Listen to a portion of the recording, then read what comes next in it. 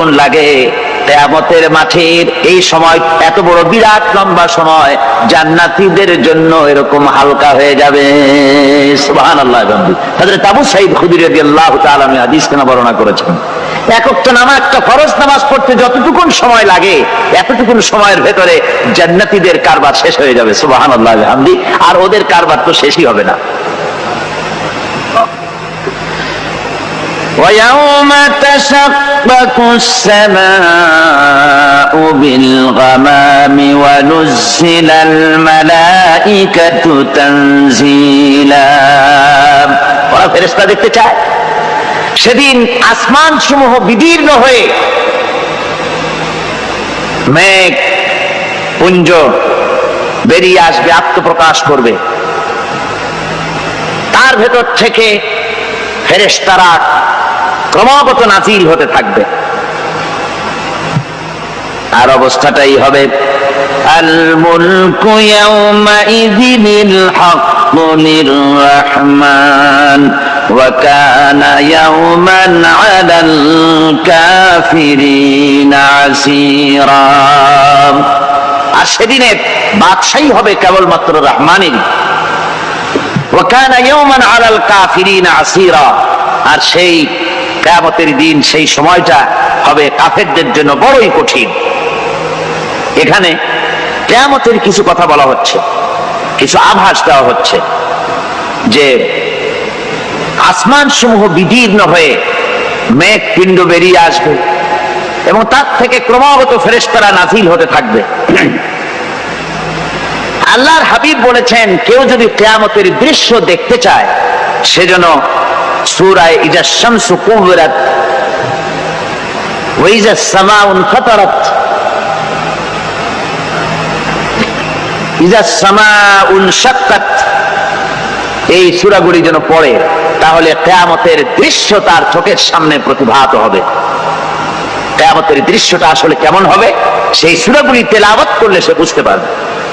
যেমন আল্লাহ পাক বলছেন, إذا السماء فطرت وإذا الكواكب انتثرت وإذا البحار فجرت وإذا القبور بعثرت।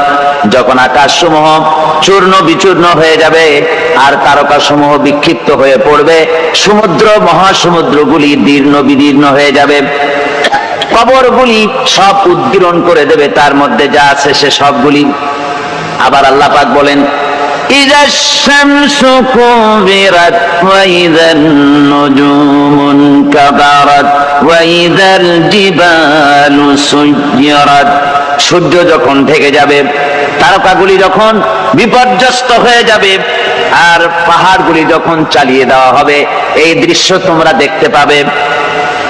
فإذا النجوم طمست وإذا السماء فرجت وإذا الجبال نسفت। সেদিন অবস্থা এমন হবে, সমস্ত তারকাগুলি স্তিমিত হয়ে যাবে আর আকাশসমূহ দীর্ণ বিদীর্ণ হয়ে যাবে। আর দেখতে পাবে পাহাড়গুলি, সমস্ত পাহাড়গুলিকে উড়িয়ে দেওয়া হবে। আবার অবস্থা আরো কি হবে, فإذا برق البصر وخسف القمر وجمع الشمس والقمر। যখন চক্ষু বিস্ফারিত হয়ে যাবে মানুষের, চাঁদ আর সূর্য নিষ্প্রভ হয়ে যাবে, সব একাকার হয়ে যাবে, চন্দ্র এবং সূর্য তার অস্তিত্বকে হারিয়ে ফেলবে। শুধু তাই নয়, ওয়াহুমিলাতিল আরদু ওয়াল জিবালু ফাদুক্কাতা দাক্কাতাও ওয়াহিদা। জমিন ও পাহাড়গুলির মধ্যে সংঘর্ষ লাগিয়ে দেওয়া হবে আর তা এক ধাক্কায় জমিন এবং সমস্ত পাহাড়গুলি চূর্ণ বিচূর্ণ হয়ে যাবে। সুবহানাল্লাহ ওয়া বিহামদিহি। আল্লাহ রাব্বুল আলামিন বলছেন, এইভাবে করে কিয়ামতের দৃশ্য, বিভীষিকাময় দৃশ্য তোমরা দেখতে পাবে।